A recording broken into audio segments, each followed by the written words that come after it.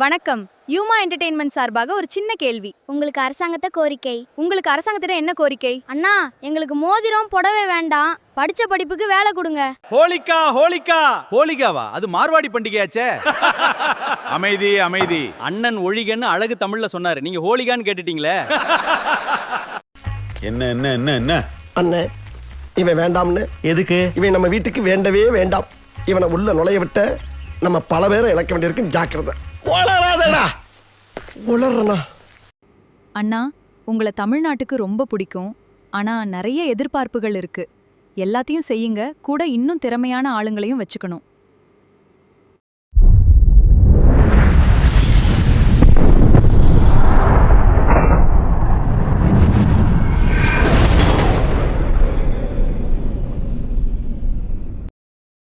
வணக்கம்.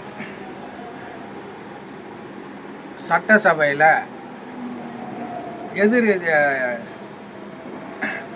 பட்ஜெட் தாக்கல் பண்ணாங்க. டிவிகேவோட முதல் பட்ஜெட். இப்போ டிவிகே தமிழக வெற்றி கழகம் மரியாதைக்குரிய மாண்புமிகு முதலமைச்சர் ஜோசப் விஜய் அவர்கள் ஆட்சி அமைத்தவுடன் முதல்ல பட்ஜெட் தாக்கல் பண்ணாங்க. அந்த பட்ஜெட்டை பற்றி தான் இப்போ நம்ம பேசுகிறோம். அந்த பட்ஜெட்டில் எந்த ஒரு விதமான உப்பு சப்பு இல்லாத பட்ஜெட். அதை வாசிக்கவே தெரியல அந்த அமைச்சருக்கு. நம்ம ஓட்டு போட்டு தேர்ந்தெடுத்தோம். அவர் பேசுறது சரியில்லை. அதை படித்து அதை எப்படி பேசணும்னு அவருக்கு தெரியல. சரி, புதுசாக வந்தாங்க, அனுபவம் இல்லாத ஒரு அனுபவமான ஆளை கூட வச்சுட்டு எப்படி பேசணும், இந்த வாக்கியத்தை எப்படி பேசணும் அப்படின்னு கொஞ்சம் தெரிஞ்சுக்குங்க. இனிமே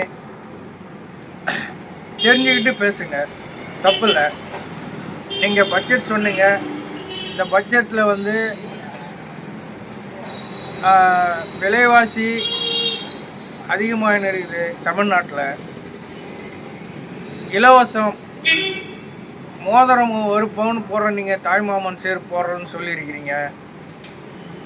அது இல்லாமல் பட்டு புடவை கொடுக்குறேன்னு இருக்கிறீங்க.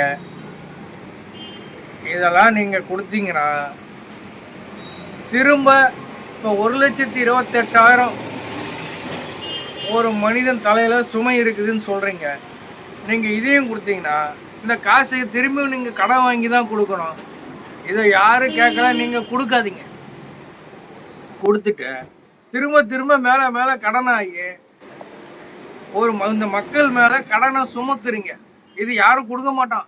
நீங்கள் கொடுத்தாலும் அவங்க திருப்பி அந்த கடனை அடைக்கணும். நம்ம தமிழ்நாட்டு கடனை நம்ம அடைக்கணும்னு யாராவது முன் வருவாங்கன்னா யாரும் வரமாட்டோம். நீங்கள் கொடுக்குற வரையும் வாங்கிக்குவோம். வாங்கிக்கின்னு அடுத்த 5 வருஷம் கழிச்சு வேற யாருக்கோ தான் ஓட்டு போடும். வேற ஒரு அறிவிப்பு கொடுத்தாங்கன்னா அவங்களுக்கு ஓட்டு போடும். இதுதான் நடக்கும்.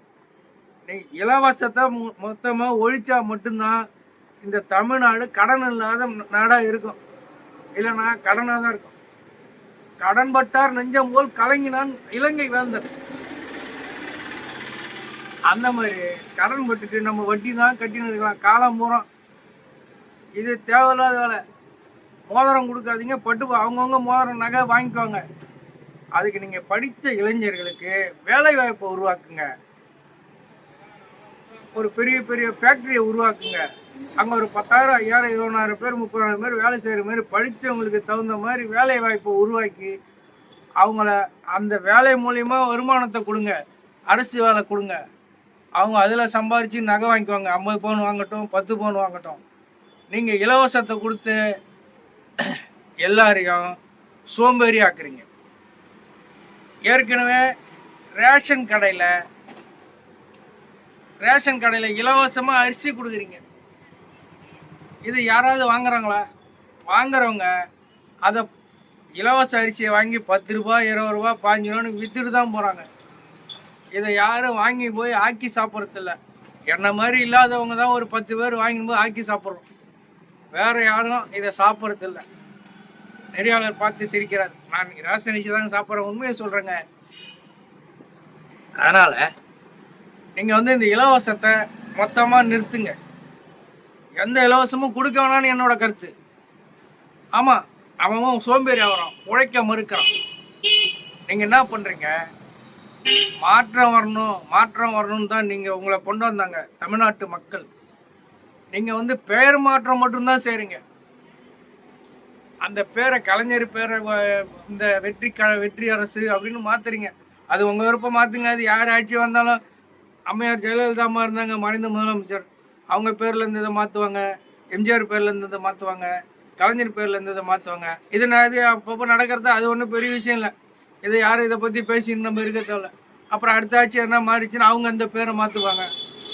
இது வந்து அவங்கவுங்க பேரை வச்சுக்கிட்டு இது ஒன்றும் பெரிய விஷயம் இல்லை, நடந்துனே தான் அது காலகாலமாக நம்ம பார்த்துன்னு தான் இருக்கிறோம். இதெல்லாம் ஒன்றும் பெருசுப்படுத்த தேவையில்ல. இந்த எதிர்கட்சி தலைவர் உதயநிதி ஸ்டாலின் அவர்களை அரெஸ்ட் பண்ணீங்க, இது தேவையில்லாத வேலை. அவர் பேசினா நீங்கள் உடனே அதுக்கு தகுந்த ஆட்களை அதே இடத்துல அதே ஊரில் மறுநாள் ஒரு மேடையை போட்டு நீங்கள் அதுக்கு தகுந்த ஆட்களை விட்டு பேச வைங்க, அதுக்கு எதிர்ப்பாக பேசுங்க. இது வந்து அரெஸ்ட் பண்ணுறது இது வந்து நடைமுறைக்கு சாத்தியமில்லாதது. அவரும் பேசுறது தப்பு தான்,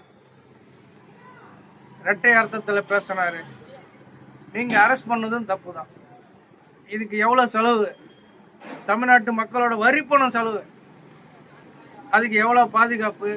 அவர் அரெஸ்ட் பண்ணதால் அவர் இங்கேருந்து தஞ்சாவூர் கொண்டு போகணும், அதுக்கு பெட்ரோல் செலவு எவ்வளோ, எத்தனை வாகனங்கள் போகணும், காவல்துறைக்கு அலைச்சல், அவங்களுக்கும் வேலை பணிச்சுமை, இதெல்லாம் வேண்டாத வேலை. அதான் என்னோட கருத்து. அப்புறம் திரும்ப சாயங்காலமே விட சொல்லி கோர்ட்டில் சொல்லிட்டாங்க, அவசரமாக அதை விசாரித்து அந்த என்ன பேசினாருன்னு விசாரித்து அது சாயங்காலமே விட்டுணுன்னு சொல்லிட்டாங்க, நைட்லேயே விட்டுட்டீங்க. இது வேண்டாத வேலை. அவர் பேசினா நீங்கள் உடனே அதுக்கு ஈக்குவலாக ஒரு ஆட்களை போட்டாங்க, ஒரு மேடை போட்டு பேசுங்க. இதுதான் நடைமுறை. ஒருத்தவங்க பேசினான்னு அவங்களுக்கு ஈக்குவல்